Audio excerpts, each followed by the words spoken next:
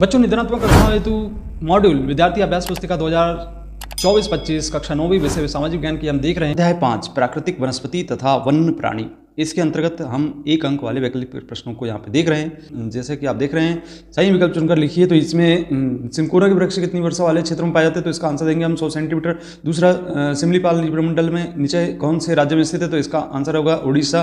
तीसरा है, भारत के कौन से जीवमंडल नीचे विश्व के जीवमंडल विश्व में से में लिए गए हैं, तो यहाँ पे मन्नार की खाड़ी। और चौथा, बलुई मिट्टी निम्नलिखित में से कौन सी वनस्पति सामान्यतः उगती है, तो यहाँ पे कटोली। इसके बाद पांचवा प्रश्न है, जैसा कि हम देख रहे हैं कि भारत में प्राकृतिक वनस्पति पाए जाने वाले क्षेत्र कौन से हैं, तो यहाँ पे हम पांचवे का जो आंसर देंगे वह हैं ये उपरोक्त सभी होंगे। और मैंग्रोव वन भारत के निम्नलिखित में से किन क्षेत्रों में पाए जाते हैं, तो यहाँ पे लिखेंगे हम बच्चों इसका आंसर नदी डेल्टाओं में।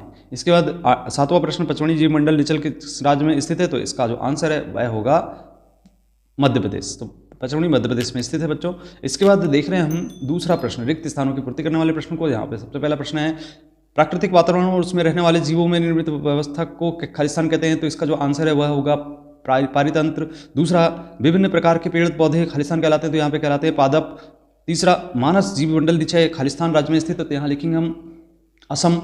चौथा, कटोले वनों का मुख्य वृक्ष खालिस्तान है, तो यहाँ पे लिखेंगे हम बबूल। इसके बाद पांचवा, भारत जीव सुरक्षा अधिनियम सन खालिस्तान में लागू किया गया था, तो यहाँ पे लिखेंगे 1972। और भारत में वनों का कुल क्षेत्रफल भारत के क्षेत्रफल का खालिस्तान प्रतिशत तो 21.5%। और जुकाम और खांसी की दवा के लिए खालिस्तान पादप का उपयोग किया जाता है, तो यहाँ लिखेंगे हम तुलसी। बच्चों, ये रिक्त स्थान वाले प्रश्न थे। अब चलिए सत्य एवं असत्य वाले कथन देख लें। यहाँ पे पहला प्रश्न, मूल रूप से भारतीय वनस्पति को विदेशज वनस्पति कहते हैं, तो यह कथन असत्य है। दूसरा है, मानस जीवमंडल निचय असम में है, तो यह कथन सत्य होगा। तीसरा है, अंडमान निकोबार द्वीप समूह में कटीले वन पाए जाते हैं, तो यह कथन असत्य होगा।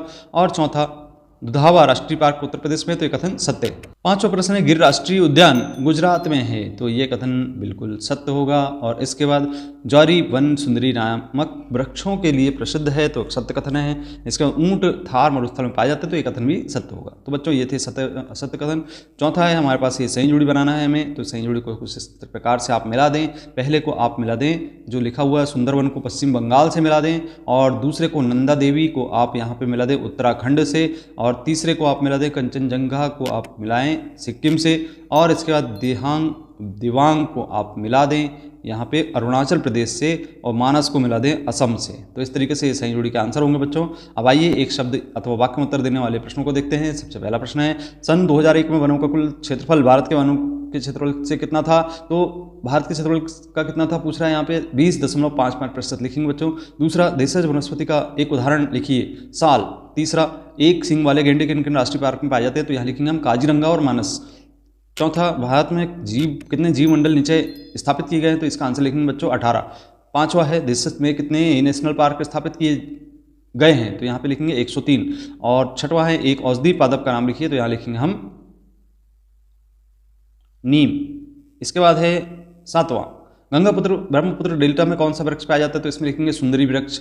इसके बाद आठवें में लिखेंगे आरआईल बंगाल टाइगर किस वन का जानवर है, तो यहाँ लिखेंगे मैंग्रोव वन का। इसके बाद है नौवां, सबसे अधिक मैंग्रोव वन कहाँ पाया जाता है, तो इसमें लिखेंगे सुंदरवन डेल्टा। इसके बाद है 10वां प्रश्न, सिनकोना के वृक्ष कितनी वर्षा वाले क्षेत्रों में पाए जाते हैं, तो इसमें लिखेंगे 100 सेंटीमीटर। और 11वां है, उष्णकटिबंधीय पर्णपाती वन के दो वृक्षों के नाम लिखिए, तो साल व सागौन। तो बच्चों, ये थे एक अंक वाले वैकल्पिक प्रश्न जिसमें आपने सभी का आंसर देखे। यदि आपको वीडियो पसंद आता है तो वीडियो को लाइक करें, शेयर करें, और अभी तक आपने चैनल को सब्सक्राइब नहीं किया तो सब्सक्राइब करें। मिलते हैं अगली वीडियो में। धन्यवाद।